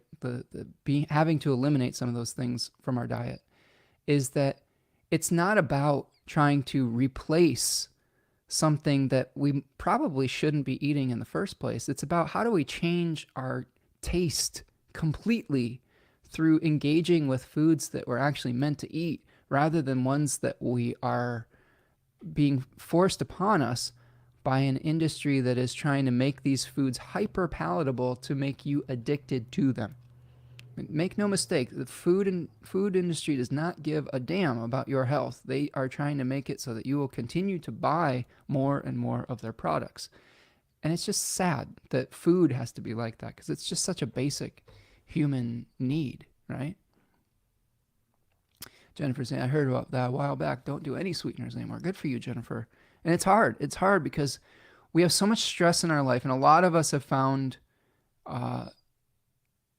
comfort in food, and we're trained into that too. We're trained from very young age, like, oh, we fall and skin our knee, let's go out for an ice cream cone or something like that. Many of our families and parents were like that, grandparents, etc. And I would just encourage you just to, that Whole30 diet really helped me like eliminate a lot of that stuff. And then when you start adding things back in, like like I said, a strawberry can be a transcendent experience. Like, and try to get ones that are organic if you can, that aren't sprayed with a bunch of crap. Dimphy's here. Says, a bit late. Nice to be here, Gemini Rising. Personally, nice to see you, Dimphy. And I've been enjoying hearing about your garden as well. Dimphy says, that's the reason I eat very dark chocolate, 75 to 85%, with cacao with a hunch of chili, so sweet tooth and soothing. Yeah, I'm with you, Dimphy. I'm a dark chocolate fan. I have some just sitting right next to me, and it's 85% dark. Sorry, I'm not sponsored by this or anything like that, but it's 85% dark chocolate.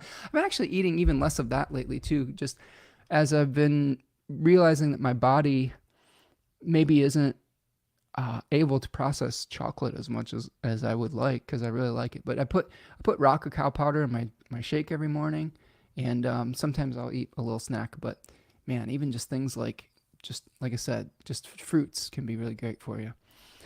But dark chocolate is a great snack. And again, if you, like Dimphy is pointing out, the more cacao is in there, the less sugar. So you get that 85, 90% dark or whatever. It's a little bitter, but you're taking an enormous amount of sugar out of it.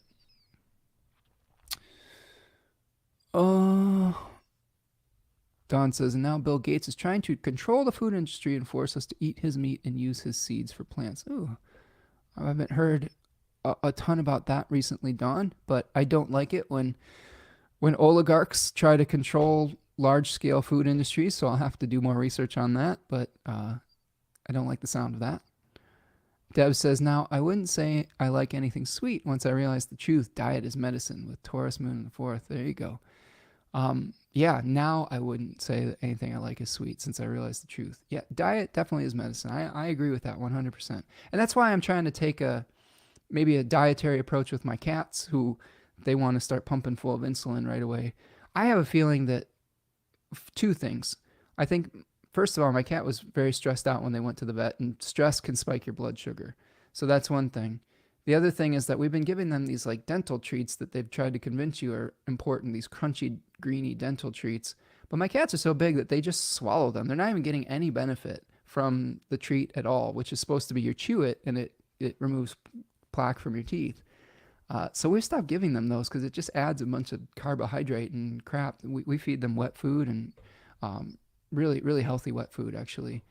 And we're just trying to give them little chunks of cooked chicken as a treat instead, which is a lot more rich in protein, etc.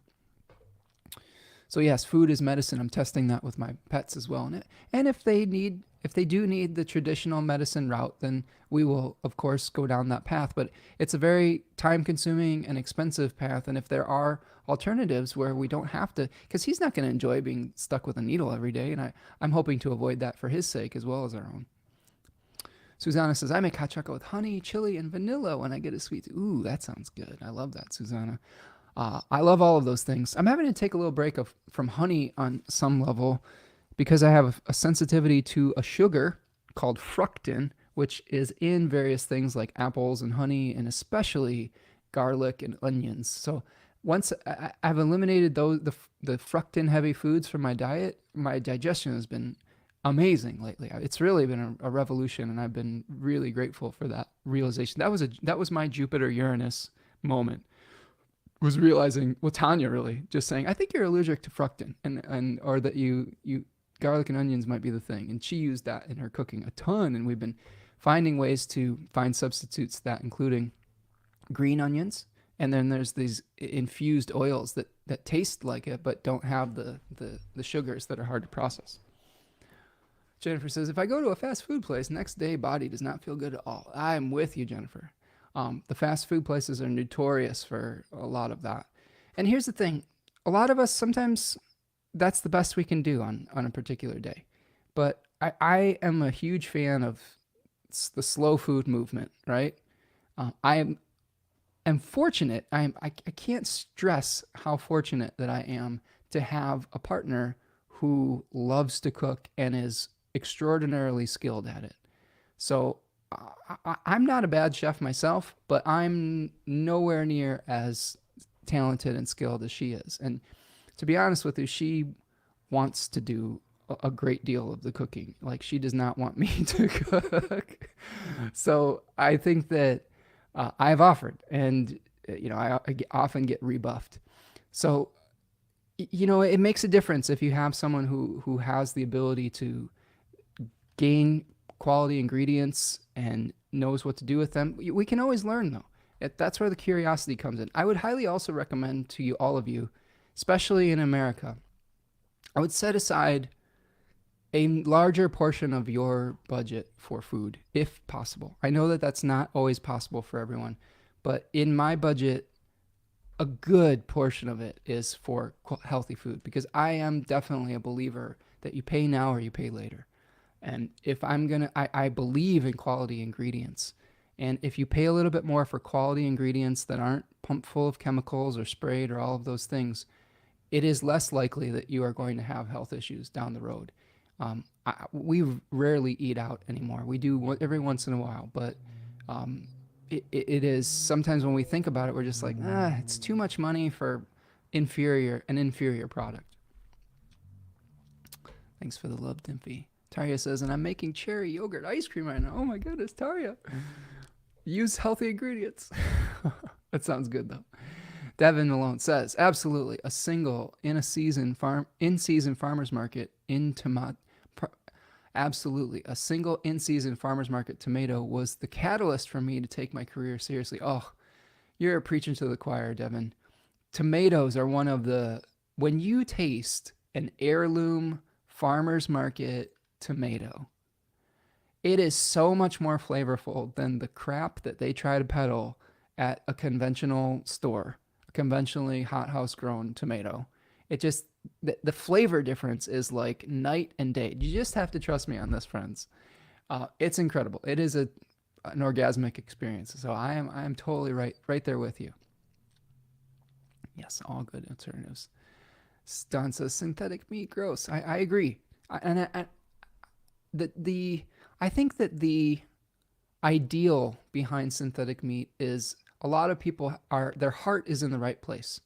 A lot of people want to be able to practice kindness and peace on the earth and do no harm. And I am a fan of that myself. I just think that sometimes when we are trying to grow food in a lab and things like that, I really balk on that type of thing. What I do believe in is treating the animals that we consume, if you do consume animals, treating them with respect, treating them, like the beings that they are, and trying to do everything humanely, and really appreciating that life that has been given so that you can live. I've learned the hard truth that to live on this planet, we are connected with the exchange of life and energy. And for those of you who argue with me about plants and eating plants versus eating animals, I happen to believe that the life of a plant is just as meaningful as the life of an animal. And I know that plants have consciousness as well. So it is almost impossible to quote unquote do no harm as far as like the energy exchanges of life. So I'm a firm believer in being reverent for the food that you eat and finding it from sources that treat those plants and those animals with the same reverence, and that you have that ritualization and appreciation for the food that you eat. So when we industrialize it, that's what really makes it a problem. Dawn says, I even make my cats and dogs food. Ooh, Dawn, interesting. You have to send me some recipes. I wouldn't mind maybe doing that for my fur babies. Deb says insulin can lead to dementia. Oh my goodness. Well, I'll have to do some more research on that.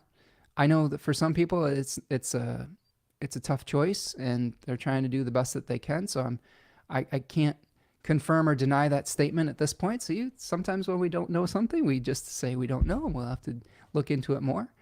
But I am open to the possibility of alternatives for sure, especially for my little fur baby. Deb says food temperaments can interact in ways that cause a reaction. Yeah, I believe that myself too.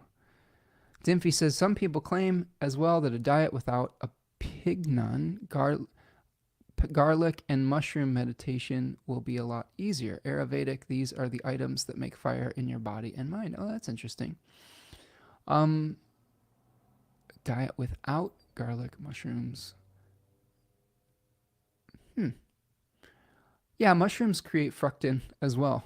Let's see. Oh, onion. Pignon is onion. Okay. Autocorrect, right? Yeah, I'm feeling a lot more grounded since I've just eliminated some of those things from my diet. And I love how they taste. And there are some benefits to those.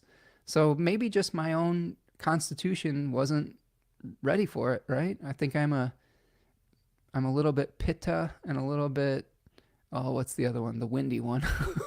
Like, I don't remember. It's been a while since I've busted out my my Ayurvedic diet book. I have one that is this big thick book. I can't remember the name of it, but it goes through an Ayurvedic microbiotic diet, which is pretty cool. But yeah, and you know, here's the thing. Here's the thing, friends. Some of you may have a completely different temperament and constitution, and some of these foods may actually be medicine for you. So don't let one person's dietary feelings and thoughts be the be all end all. You know, like it's different things work for different people. That's why following one size fits all diets are dangerous, right? Sometimes we just have different needs, and especially at different times of year and with different bodies and different ages, etc. So I really would encourage all of you to avoid thinking in absolutes. Find what's right for you, whether it's food, whether it's, I don't know, the way that you view the world, the way that you express yourself, the way that you carry yourself in the world, the way you dress, etc. It's all about finding what is the right expression for you. And there's so much beauty in diversity. That's what I think too. Okay. Steven says, I talk to animals, plants, and people the same. Me too, Steven. I treat an animal exactly the same way as I would a person. I have conversations with my cats all the time, and I think extending that same grace to plants is the next step too. I think you can tell a plant that is well loved and respected, and I try to do that in my yard, and I try to have that in my house with my house plants and etc. Like this plant behind me has been with me for probably 25 years now. This is a 25-year-old plant. If I'll stop the share here for a second just to show you, really they love this plant. Let's see if I can. There it is. You can't really see it that much, but it's a shade tolerant plant. I don't remember, the name is escaping me off the top of my head, but it is a beauty. And it actually came back to me, and somebody, when I was in college, I've had this plant since college.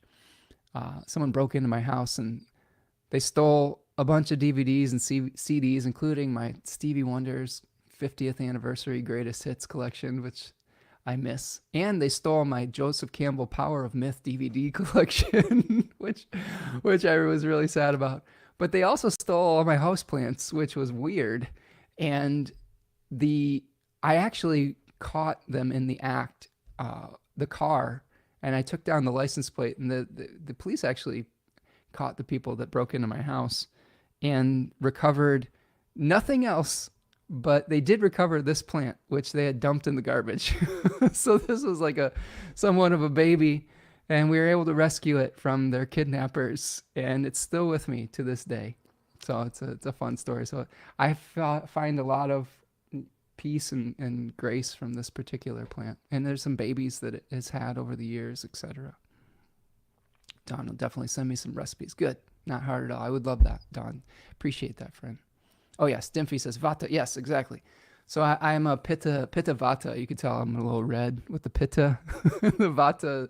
So the combination of those two temperaments, probably, I think the onions and the garlic probably like just put that into overdrive. Tracy is also treating animals and plants with the same respect as humans. Nice to see you, friends.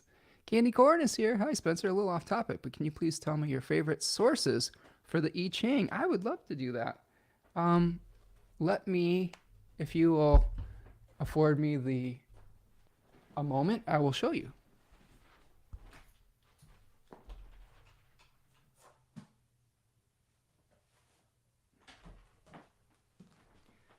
So here are my two favorite books. First of all, old school, The Illustrated I Ching by R.L. Wing. You can tell that it's been well loved. I've had this book since I was 18 years old. This is I used to write down the questions and toss the coins and the sticks by hand, and I know that some people are still into doing it that way, and I appreciate that. But now I have an app that I use that archives every single question that I've asked and is searchable, and then also has translations of about 10 different books that I can flip back and forth from to get different translations of the same reading. But this is probably my favorite book to interpret the I Ching. It's called The Laws of Change, The I Ching and the Philosophy of Life by Jack M. Balkin. And here, Jack M. Balkin is a Knight Professor of Constitutional Law and the First Amendment at Yale Law School and founder and director of Yale's Information Society Project. His books and articles range over many different fields, including philosophy, law, politics, cultural evolution, and social theory. This is an incredible book. And if you do some deep dives into the I Ching, a lot of it was, about laws that govern social responsibilities, social interactions. So there is a natural interest for like law professors studying this, and he's just a really great writer and interpreter. I'm just love this book. Highly recommend it. So The Laws of Change, Jack M. Balkin. If you check out the app that I use, it's called the I Ching, YIJING.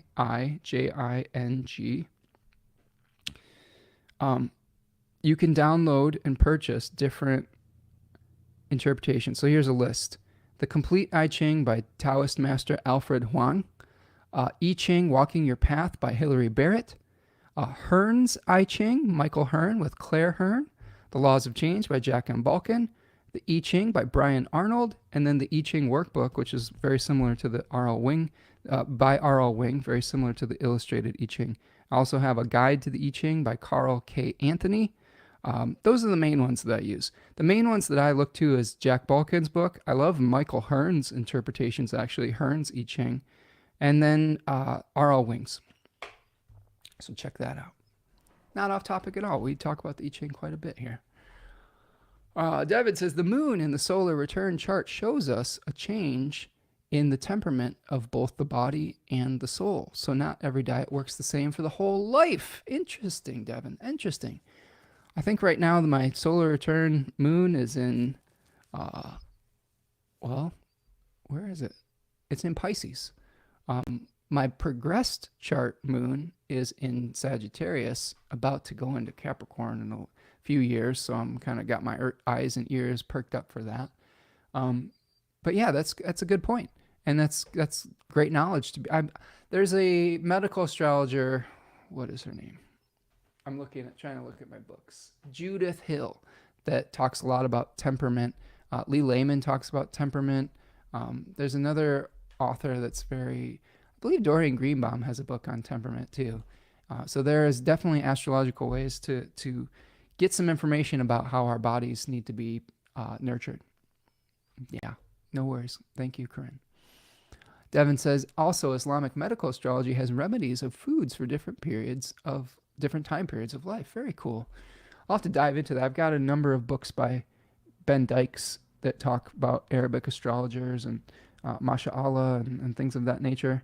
It's only so many hours in the day, though. I have so many unread books that I need to really dive into. I have been good about kind of working through things, but I read at a snail's pace. But I would love, if you have specific authors that you resonate with, Devin, send them my way. Susanna says, I have the same I Ching app. Thanks to your recommendation. It's really helpful. It is a wonderful, wonderful app, my friends. Really great to be able to click through different translations and see multiple authors' perspectives on the reading in real time without having to go and grab 10 different books. I find it very useful. I do a reading for myself every single day. I do a reading for every single live stream we do here. I have one here for you today. To me, that's a meditative practice, and learning how to treat others with respect and things like that, to be patient, to align yourself with the Tao or the cycles of nature. I really enjoy that document. Tom Fisher, Judith Hill has amazing new books out too. Yeah, I'll have to check that out. I saw that she was releasing books. I love her work with the North Node and the nodes of the moon as well. Yeah, Dorian Greenbaum has a temperament book, Deb, for sure. I had that book at one point. I think I let a friend borrow it, and I need to get it back. Or just buy it. Let them have it and just buy another copy. Okay, so we were talking about the Mars ingress. I'll just talk a little bit more about some of the other things, go through this real quickly. If you have any more questions, put them in the chat. But we're going to start wrapping it up in a few minutes here. You've got a square to Saturn on the 9th. So all of the similar themes that we're going through with Venus squaring Saturn, the Sun is now going to bring in the Leo topic into that. And we are going to be needing to make a choice, and we probably have a lot of different directions we could go in, but we might get some clarity about the limitations in our life. We have the Mars-Pluto square on the 11th. Okay, that's that 1 degree of Taurus and Aquarius, respectively. So make sure you keep your eyes peeled for that. Try to keep your anger or your rage from exploding. And you can do that through practicing centeredness and meditation and things of that nature, getting out into nature so that you can feel connected to the earth, so that our thoughts don't overwhelm us. I think that's one thing that I've really been committing to, is how do I keep myself grounded and centered so that I don't lose my temper, cool, etc., as all of these different things might be challenging me. We also have Mercury and Venus out of bounds, if we go through here, this on the 11th. That's a condition where both Mercury and Venus are going to be outside of the normal declination range of the sun. And we might be communicating in ways that are outside of the norm, outside of our normal characters and interactions. We might have a lot of ideas that could be outside the box. Venus could be bringing us things that we are attracted to that are outside of the normal range of social acceptance or outside of our own normal tastes. So keep that in mind when you're going thrifting for clothes or whatever, or when you're talking with people, or relationships that you might get involved in around this period of time. They could be outside the norm. Doesn't necessarily mean that they're going to be bad. It just means that it isn't necessarily the normal way of doing things. We do have a Mercury Cazimi that's coming up on the 14th. Okay. This is a renewal of Mercury in the heart of the sun at about 24 degrees of Gemini. This final decan of Gemini is really related to making a choice. I think that we'll get some clarity about what really we can keep pursuing and what we need to let go of. And this moment here on the 14th is probably going to give us a lot of that insight. Jennifer says, Mercury has kicked up the want for knowledge in Gemini. Absolutely. It probably gets even more intense with the conjunction with the sun. Corinne says, I'm worried about my moon in Taurus at 4 degrees. Plan on getting to the beach.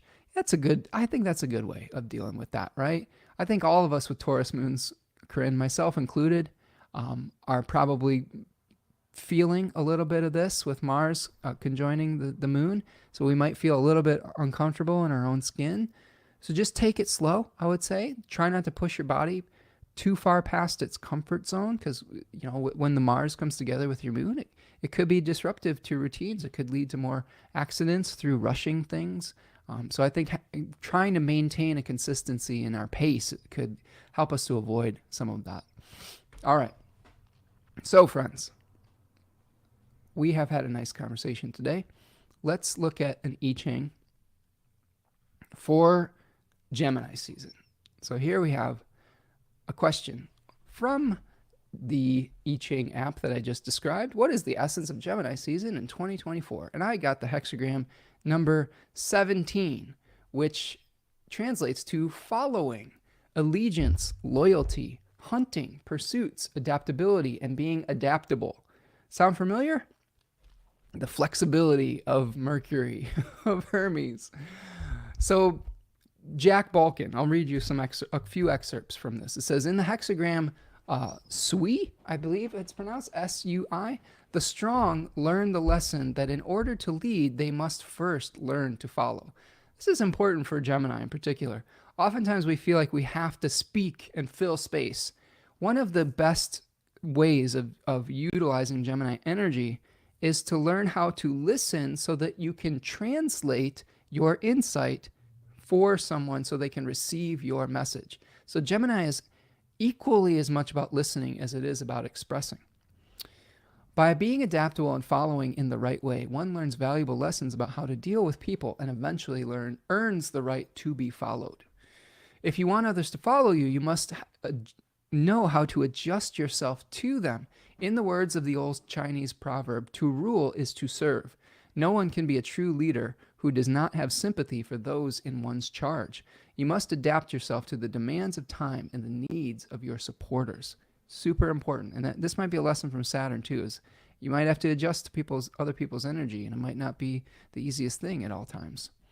So there's one changing line. So this is the second line. It says, one clings to the small boy and loses the strong man. Okay. So this is talking about not taking shortcuts. Okay. So and this is something that Saturn is exerting pressure on Gemini to say, I know you're precocious, but you're going to have to go through the whole entire process. You can't just skip over steps if you want to be successful. So Jack Balkan says, make sure that you are not taking the easy way out of a situation. Re-examine your goals and methods. If your standards are too low and your efforts are half-hearted or weak, you will not develop yourself to your full potential. The same is true with the company that you keep. If you waste your time on unworthy connections or associates, you will lose touch with good people and the beneficial influences that can help you grow and realize your goals. Treat yourself with more respect and you should prosper as well. Okay? So think about the company that you're keeping. Oftentimes we can find ourselves with people that just aren't right for us, and we're trying to impress them, we're trying to make adjustments, and we can be influenced by them, right? Sometimes there's just some people that just aren't grounded, balanced, and are just flat out mean. A lot of that comes from their own suffering.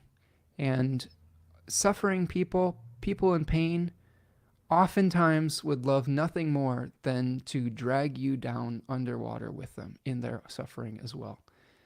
That doesn't mean that we don't have compassion. It doesn't mean that we can't offer a helping hand and that we can't have sympathy for folks. It just means that we have to have healthy boundaries and that we have to stay centered and that we don't always have to share and participate in everyone's pain all the time. Doesn't mean we ignore their pain. But I have learned this the hard way, that being a sensitive soul, being someone who has had permeable boundaries in the past, has a strong intuition, it's very easy for me to get overwhelmed with people suffering and sometimes to allow myself to be abused by people who are suffering. And I've had to learn how to not do that and to, when you love yourself enough to stay in equilibrium and centeredness, you teach people how that you want them to treat you. And you find yourself in relationship with much higher quality people who also love themselves. And the other people that are struggling with that, we still have compassion, but we are not for everyone. And sometimes those people start moving on when they realize that you aren't an energetic battery for their own pain and suffering. It's hard, like being a public figure, not everyone's going to like your message, not everyone's going to like your delivery, not everyone's going to like your methods. And that's okay. That's okay. So this is changing to the hexagram number 58, which is joy. It's also called the lake, giving and receiving, communication, sharing, integrity, inner stability, and inner peace. And one of the couple of excerpts from a much longer translation from Jack Balkan says, joy comes from inner peace and inner balance. It requires integrity and strength within and gentleness and acceptance without. Joy emerges naturally from freely communicating and sharing experiences with others. It is infectious. If you are cheerful and happy, you will make others feel cheerful and happy as well. When people are optimistic and outgoing, they share their thoughts and experiences more easily. Reach out to other people in the spirit of goodwill. Let people know that you are interested in what they have to say. Work on creating a positive, accepting atmosphere. I love that. I love that. In dark times, we still need to be able to see the light.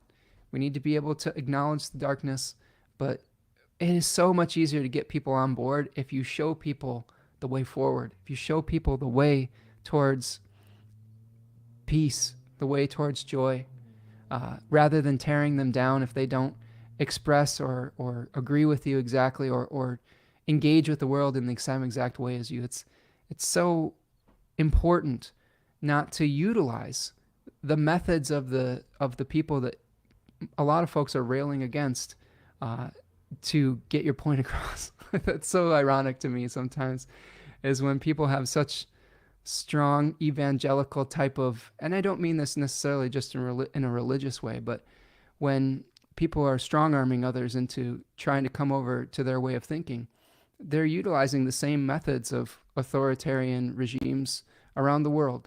And I choose to express myself in a way that is hopefully kind, peaceful, and by expressing the things that I love, more so than the things that I find challenging, without completely ignoring those things.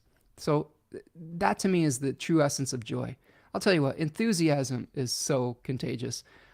I'm the type of person, if I love something, I'm going to shout it to the moon, and I hope that you find joy and peace in some of those things. And it's okay if it's not for you.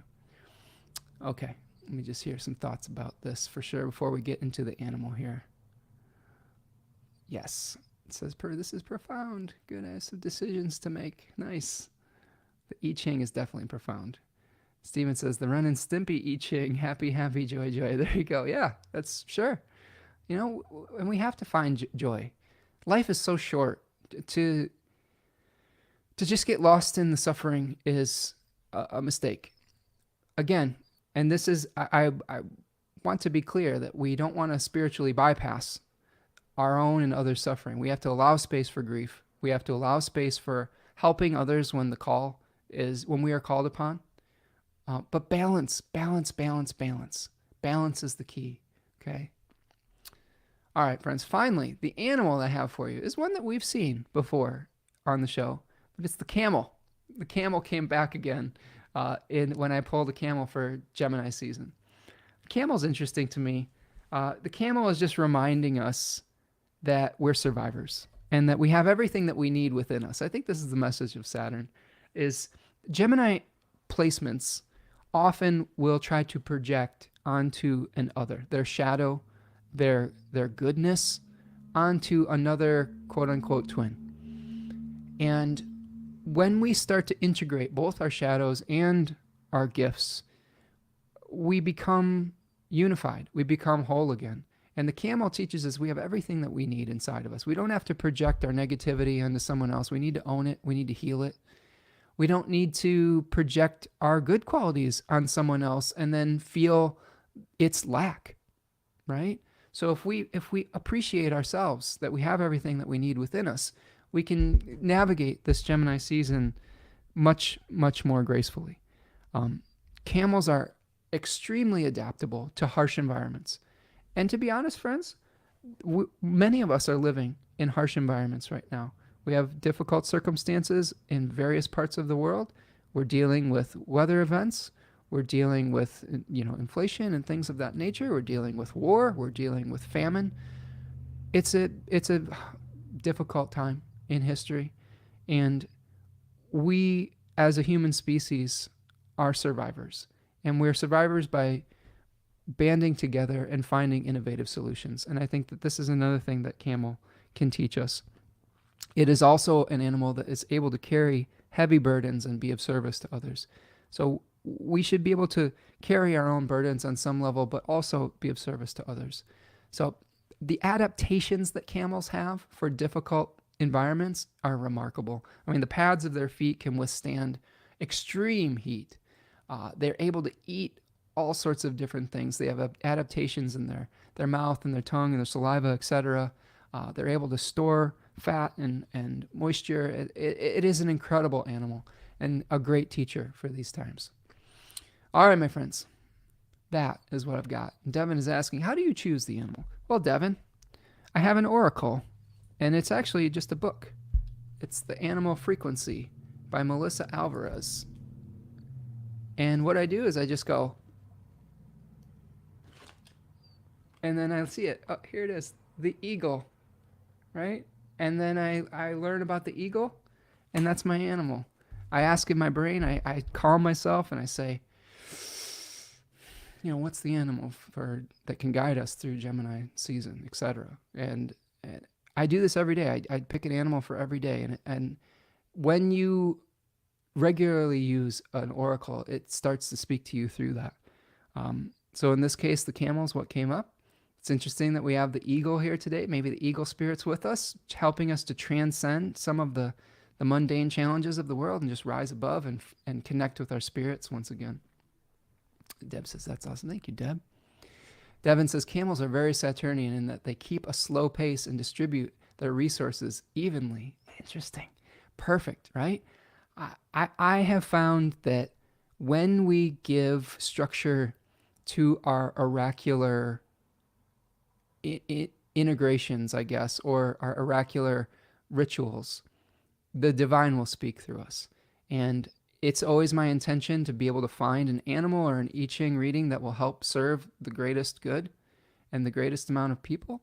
So I feel like through my continued practice with it, I'm able to hopefully tap into some of that. And I'm continuously amazed at how these animals and the I Ching readings speak in conjunction, in synchronicity with the astrological placements. Because I do believe in synchronicity. I believe in the mycelial connection of consciousness itself. So I'm just a channel, and it's just work. These forces just work through me, and they can work through you too with practice. Like I know they do work through you specifically, Devin, but they can work through any of you out there with enough patience, practice, and devotion. All right, my friend. Thank you, Sacred Space. I love this little butterfly message here. Appreciate all of you. Thank you, Tracy. Always informative and enjoyable and awesome. Thank you, my friend. And thank you, all of you. And before we go, just another final announcement. Book club is starting on Monday. So please, if you are on the fence, I would love to have you in book club. We get to know each other over Zoom. We spend time together. We're going to share our connection with nature and our gardening process. We're going to have a Discord for discussion. This book is really great. It's a really great way to stay grounded in challenging times. Again, reach out, Spencer Michaud Astrology at gmail.com if you need to make arrangements, payment plan, etc. I hope that I will see more of you in class, and that we'll get to know each other on a different level and be able to share our insights together. So that's what I've got for you today. Do me a favor. Before you go, please like and subscribe to the video, and I hope that you have a wonderful day. Thank you, Susanna, and thank you everyone who's been stopping in and sharing their insights and sharing their curiosity and enthusiasm with us here today. So that's what I've got for you today, and we'll see you next week, or hopefully see a few of you Monday for book club. All right? Take care, friends. Peace.